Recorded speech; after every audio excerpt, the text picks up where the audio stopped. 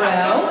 We're not going to use the mic, so come closer. You're done with the mic. I'm talking about you back there on the table. You guys are great. Yell at me. All right, so you guys have already met two of our panelists, our co-chairs, Ryan Carley and Diana Iorlano. Ryan was a team member himself and last year served as our first ever volunteer team lead, so he has a lot of experience personally as a team member and also mentoring other team members. Diana Iorlano, again, was Woman of the Year in 2015 and also raising a lot of money, which I'm sure she'll talk about. And also an amazing team member for multiple teams in the past. She has nominated now five different candidates, including her husband, and has been a team member for all of them, so tons of great experience. And then Allison Hayslip was our first ever Team Member of the Year. So you guys might not know this, but we have an award. There's a Man of the Year, a Woman of the Year, and a Team Member of the Year award, all based on fundraising success. And Allison individually raised over $40,000 last year for her team, and her team won the top title. They raised over $250,000 total.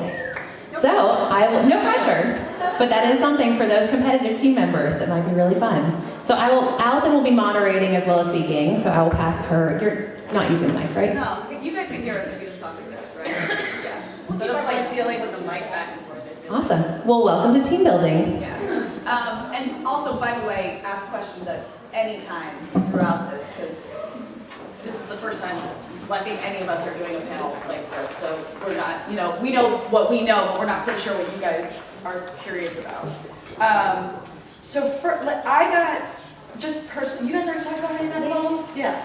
So I personally got involved because a buddy of mine, Jonathan, the guy who won Man of the Year last year, asked me to be a part of his team literally 2 weeks after I found out my uncle had been diagnosed with Hodgkin's lymphoma. He's now in complete remission, which is amazing, but someone else set up, one of the candidates set up here, like, don't believe in coincidence, that was too small of a world for me to not absolutely say yes to this.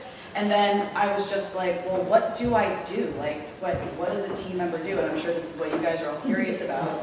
And I think the biggest job you have as a team member is to keep your team leader sane during this campaign, because it's a lot of work for that. It's going to be a lot of work for you guys too, but what they're going through is like, it becomes a job, basically. It becomes something that they think about every day, and they do something for every day. And we were there to support our team leaders, the candidates, as much as we could. I'm assuming you guys found the same. Yeah, it's a different thing, because I have the perspective of being a candidate and being a team member. As a candidate, which I did first, I relied really heavily on my campaign manager and the members of my team, mostly because I was just trying to push. So a lot of the messaging out to team members comes within your team. If you're a campaign manager, if you don't have a campaign manager and you want to be one, volunteer. But you can be the person who gets communications directly from LLS and the staff, and then you push it out to the team so that the candidate doesn't have to do that. That's a really helpful way, just as a concrete sort of thing that you can do. But also, there are going to be some team members that are strong and some that aren't. If you can help motivate that person, because the candidate always feels like they're just harassing everybody on the team, and then at some point they feel like everyone on their team hates them.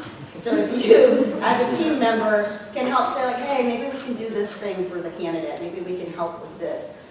It's really helpful. Yeah, I think a good point on that is that if you have a specific skill or a specific area where you like to do, like, let's say you like planning events, or you like asking people for large sums of money, or you like getting cool things to sell on charity, focus on those strengths, because so I was on a campaign a couple of years ago, and Christy Anderson back and I were the two team members who kind of did everything, because everyone else became travel human beings and dropped off the face of the earth. And so it's really important to have quality and not quantity, and when you have that quality, figure out what somebody's good at. And they might be a team member that doesn't call into every call or come to every coffee or whatever meeting thing you decide to have, but they do one thing that's fantastic, and that's it. And that's totally cool. And then get somebody else who does this other fantastic thing, and so on and so forth.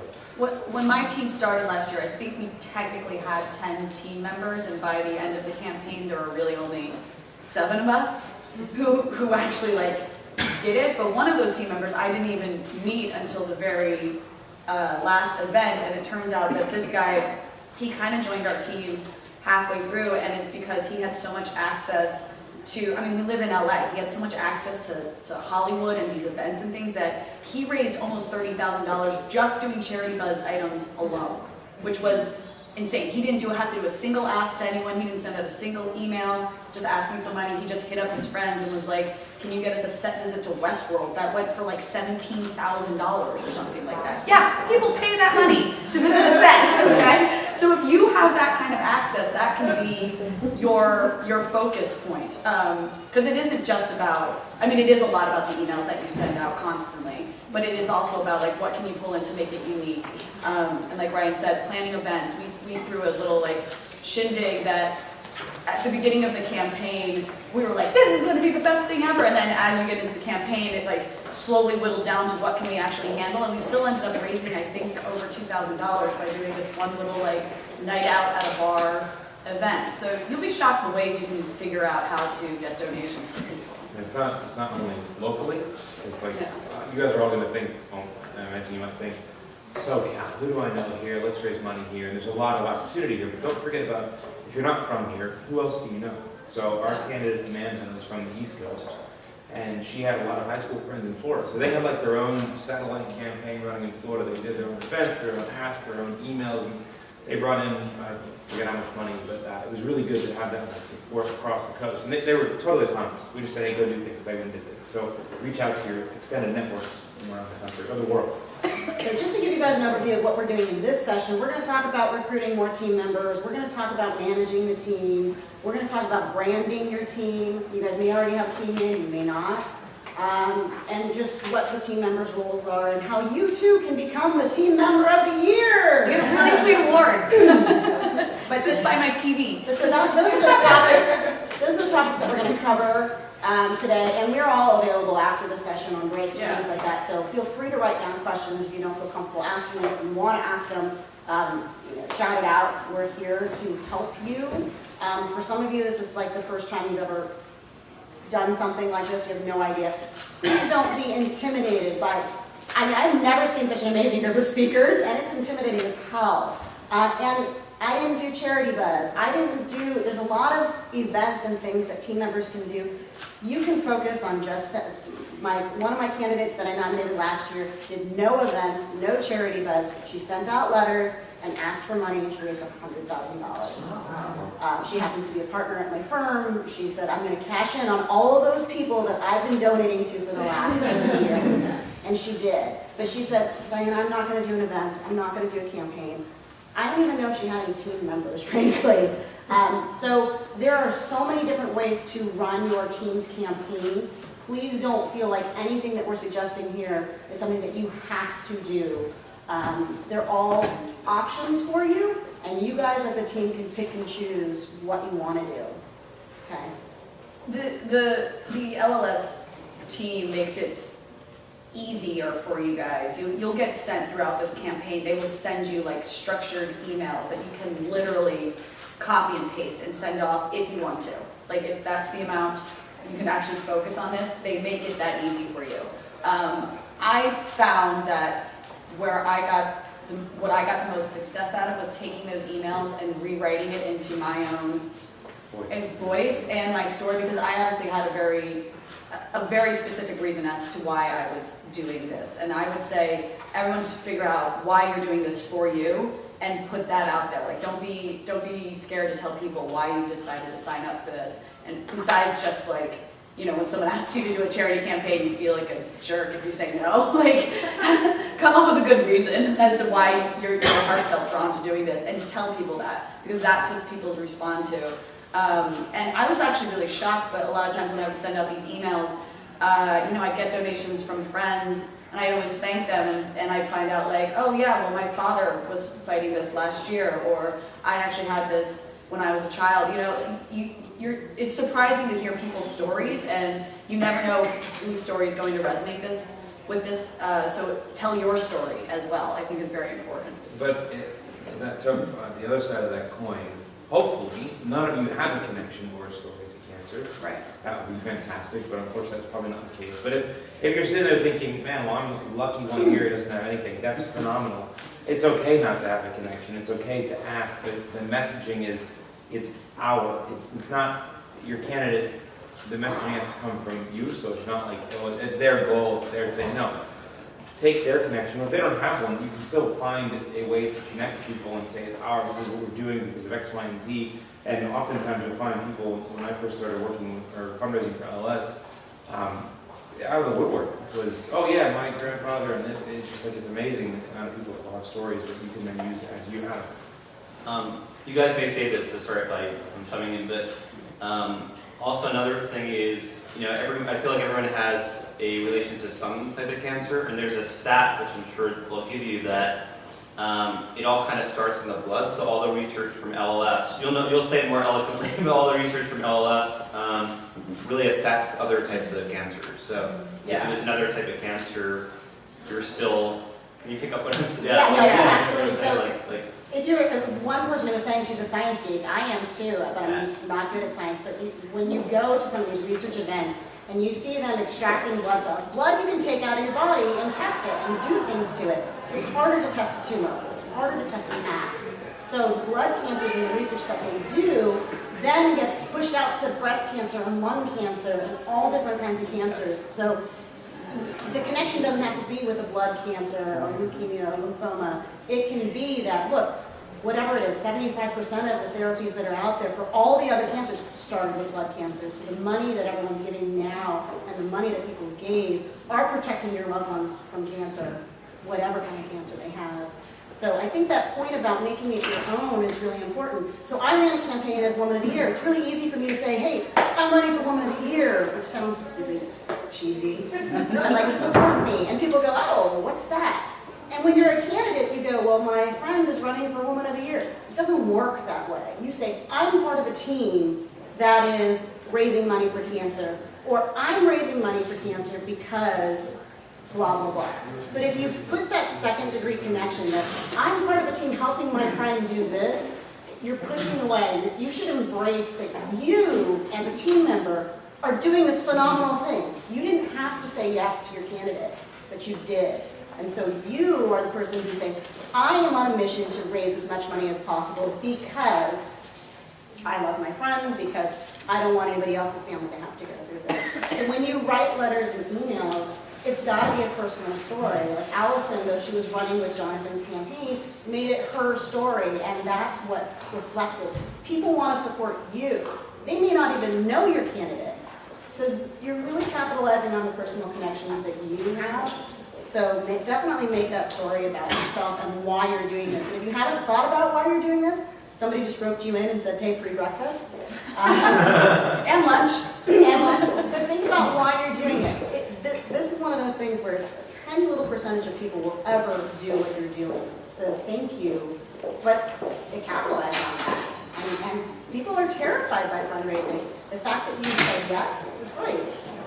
I kind of think about it like weddings now. Like we've all been to so many weddings that it's at the point where if they don't do their own vows, you're like, why am I at this wedding? You know, like I've heard the standard vows a million times now. I want to know why I'm here at this wedding. And we all get emails from people doing campaigns for charities and things like that. And when you get sent that form letter, it's a little like, okay, it's just another one of these. So you want to know, you really want to know why someone's doing it. And let me tell you, every time you get a donation, you get an email saying you've gotten a donation, you get addicted to getting those emails. It's so exciting every time one of those emails pops up. That's what keeps you going. Like, that's why you want to share more. That's why you want to get the story out there more. And you realize, like, it almost doesn't even matter the amount. I remember getting a donation for $5, and I was just so excited because clearly this person just wanted to be a part of it and wanted to donate at just what they could. And like that means just as much as getting the email where someone donated $500. Like just getting that email knowing someone took the time to go through the website and put in their credit card number and click send is like an amazing feeling. And trust me, after you do this campaign, every time you get someone's charity email, you're going to donate. Because you know how much it means to them to get that email. So Allison's email is... Yeah, right? I've been doing my taxes and I'm like, oh, I donated a lot more to charity this past year. So what, You had a comment. oh, you mean? Oh, I was just going to comment fact that I actually ran as a Woman of the Year candidate last year, and I don't have a personal connection to cancer, but I work at City of Hope. And so, and I also have a master's in fundraising, so this is something that people in my circles know that I do all the time. That's my job, I'm a fundraiser. But for me to go out and actually say, I want you to support LLS because you know I do this as a profession, and I'm not asking you, I don't send letters to every single person willy-nilly asking them for 5 stamps for this, 5 stamps for this. My position was, I work at a hospital where I'm seeing the actual effects of the money, and so I chose as an educated individual to support LLS because I know how that affects it. And even though it hasn't affected me personally, luckily, it's there, it's true, and it's a different kind of aspect. So if you don't have that personal connection and it's more of a business kind of like platform, it works really well too. And if the person respects you for what you do, and then you say, I made this choice, it worked out well for me. I think we have like 5 minutes. So does anyone have questions that they want to ask? Or we'll just keep rambling? Okay, just make sure there's nothing super specific. One of the things we can talk about is team names. I don't know if you guys picked a team name or not, if your candidates picked a team name. We can talk about some of those things. It's hard. I mean, you'll start to see like logos that people have created. I happen to have a graphic designer who was a part of our team. He did not want to raise any money, but he said, I'll make you a logo. And I said, awesome, you're on the team. So my team was called Making Lemonade. Because my son has been diagnosed, do you get some money? Do you want to make lemonade? So that's what we were doing. But it was also strategic. My kids worked at the store, Lemonade, the restaurant. I wanted Lemonade to come and support this. So I named my team Making Lemonade, and I went and made a pitch to Lemonade. And then they signed on, and they gave us a day where they gave us their 20% of their sales that day. So it wasn't being coy. I mean, my son happened to work there, and whatever, but I also knew what I wanted to get. And when we went to team events, we wore yellow, and it was a way to just kind of explain things and say, we're making lemonade, and it just stuck with people. And so every branded thing that we sent out for our letters had team making lemonade on it, and it was a little lemon wedge with an LLS blood drop in it as one of the seeds, and it just worked. But then my husband ran, he didn't want to use making lemonade, so we ran in honor of another friend's son named Jack, so we're just Team Jack. But it was a way that we could get that name out. And it was a way for everyone on the team to be raising money for the same cause. And it didn't have anything to do with our candidate. It was just about the team. And for me, my team was, or my candidate's team was Amanda. It was Amanda, so Amanda Strong. And we hashtagged everything and had a logo and, kept really consistent branding as most maybe familiar with any of your jobs. So that way you could capitalize on that if somebody retweeted something or somebody reposted something, and then, click that link and let me go to this, and you can see what's been going on with the campaign. And if you incorporate the name or not, it was a good sell then for me who I found out a personal connection afterwards. So at least in the beginning, I was Amanda Strong. Well, Amanda, who's that? Well, let me tell you about Amanda. She's amazing. Give me your call. So, But also because if you're doing your campaign on social media too, you're gonna have a lot of friends that cross over. So if you're using a unified message or a hashtag on social media, people start to see the momentum. They're like, oh, well, I saw Allison post this, but then I saw Ryan post it. Is it the same thing? What's going on? And then they want to be part of it. And then it's really helpful because it creates some unity, it creates a buzz, frankly, about what you're doing. And if your team is big enough, or if your team's not, you just post a lot. It really it gets that momentum going, and it also is a great way to find all your pictures later and things like that. What else do we have? Recruitment. Oh, one quick thing, I'm sorry, I'm talking all the time. One quick thing, it's never too late to find a team member. Yeah. If you find somebody... We brought on that charity bus guy like halfway through the campaign and killed it, so bring it on people at any time. Yeah, and just utility players, somebody wants to, you're going to have lots of opportunities to find different things, but if somebody says, hey, I want to throw a comedy night for you, great, what can you do? They can be a team member for that purpose. They can also then send out emails, but team members are utility players. Don't be afraid to consider who else you know who might want to be involved, even if they don't know your candidate. It's a great way to just get people rooting for you. Yeah. I think we're gonna have to cut it at the moment, so we all get out of here on time. If you guys have any questions afterwards, then definitely hit us up, and I'm sure our contact information will be circulated. So feel free to reach out at any point in time in the campaign. We're definitely here. Yeah. Thank you, yeah.